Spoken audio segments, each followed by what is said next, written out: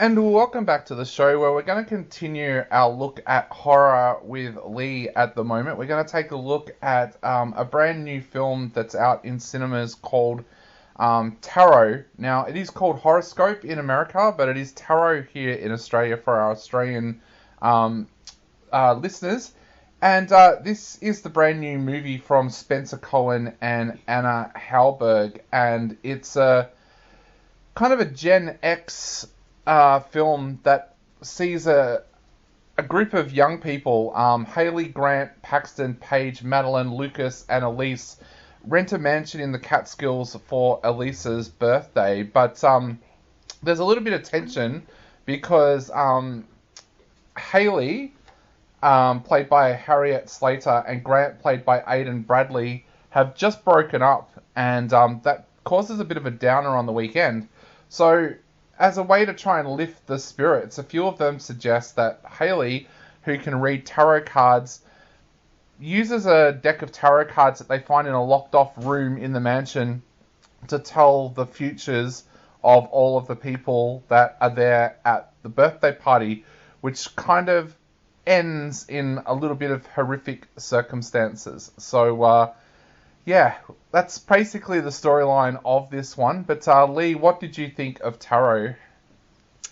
I think what I liked about it is that it had a bit of a Final Destination feel to it, where there's an order of who might be targeted for death, and that's following, obviously, the tarot card readings. So there's clues in the tarot cards as to what will happen to people. So I think I'd probably like to watch it again and re-listen to what each person was told, because it does unfold a little throughout the film, and there's reminders anyway. You do get reminders of what those clues were, but yeah, I found that really fascinating. I think too, I really like that there was a backstory in relation to who originally belonged to the cards, and why they're so powerful. So I kind of liked that, how that storyline unfolded. Yeah, and just the interactions between the young people, going through difficult times, also wanting to support each other, all those sorts of things. I really enjoyed that within that as well. Yeah, and I thought I guess the horror scenes, they're not as gruesome as they could be, but that is something that I prefer. So if you're a true horror fan and like gore, I don't feel like it was overly gory at all. But there were moments where you were like grimacing because you could see someone going through pain or obviously facing a scary moment, and you're hoping that that person will live and will be able to escape whatever's happening to them. And of course, there are those moments of, will every character die? Will some survive? Will all survive? We know that they don't all survive, because even if you watch a trailer, you know that there are at least some deaths. But I kind of liked that you weren't sure if people could escape or not. I felt like the very ending was quite interesting, and I was toing and froing in my head about what had really happened to a character at the very end. I don't want to give anything away, but I actually found the end was done so well that I was like, oh, did this happen? Oh, hang on. Is that real? Hang on. I was kind of going backwards and forwards in my mind. So just make sure that you watch all of that. Watch all the end and, really take note of what's happening. Yeah. Did you find, though, that with some of these teenagers, you kind of didn't care if they lived or died? Like, there were a couple, I have to admit, and one in particular, she felt like she was more like one of those socialites, an influencer, and I don't connect. I have to be honest, I'm sorry, but I don't really connect with that kind of lifestyle. I feel like it's a very me-focused, selfish kind of lifestyle, look at me kind of thing. So I always, in real life, I struggle with that. But they do exist, and, you know, there are times when we are faced with events where there's lots of lots of those people. And you wish they died a horrific death. No, I would not say that. I don't wish that on anyone. But I do struggle with that lifestyle because I feel like, you know, you literally see people pushing others out the way to get their photo first or take up the space for a long time. Yeah. And yeah, I struggle with that. But that is a real, type of personality, I think. Yeah, I've had so many bad run-ins with influencers at events over the years that I have to admit that whenever I see an influencer in a horror movie, I'm praying that they're one of the ones that goes. But I just find that with a lot of these Gen X horror films, that the characterization's not set up in a way where you care for the characters. Like, I think back to Scream, and I think back to I Know What You Did Last Summer, which were the slashers that I grew up with.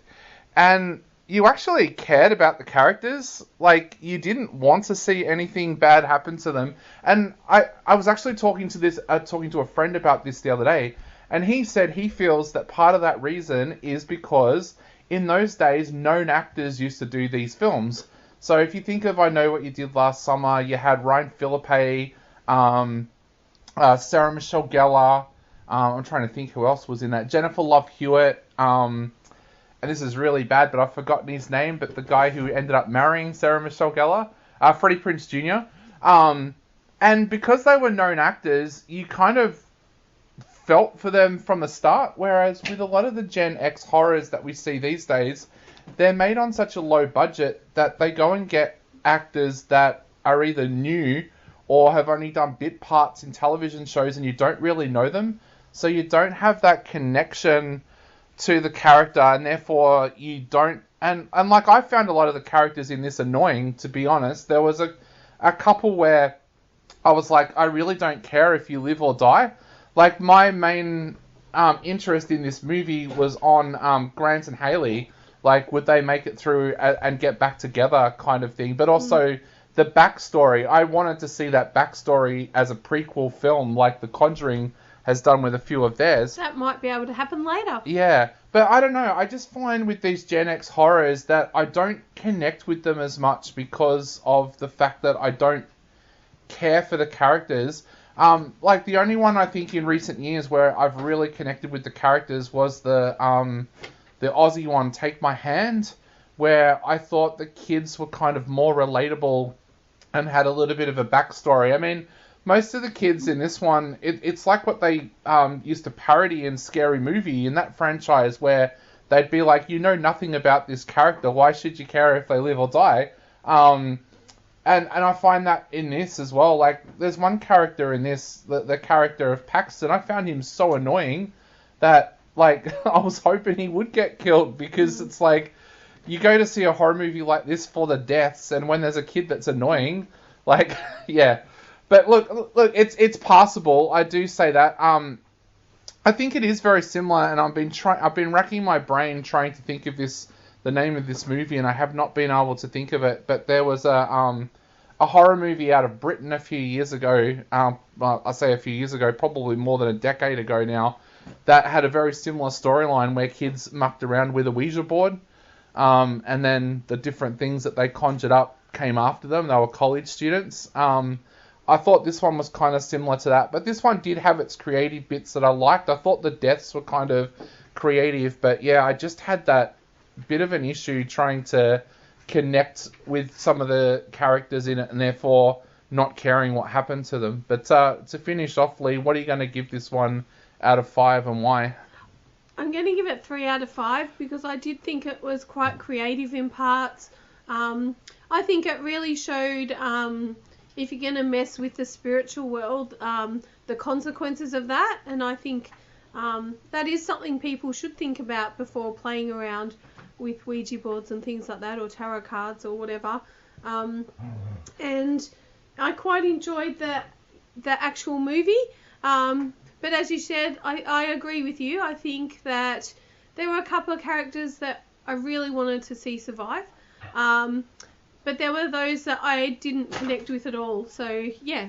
Yeah, I'm gonna give it 2.5 out of 5. I thought some of the deaths were pretty creative. Like you said, it did feel like it was a little bit of a Final Destination kind of feel to the film.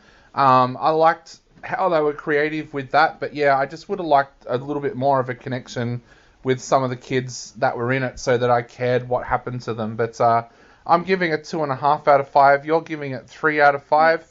It is a general release, so it should be showing in a cinema near you.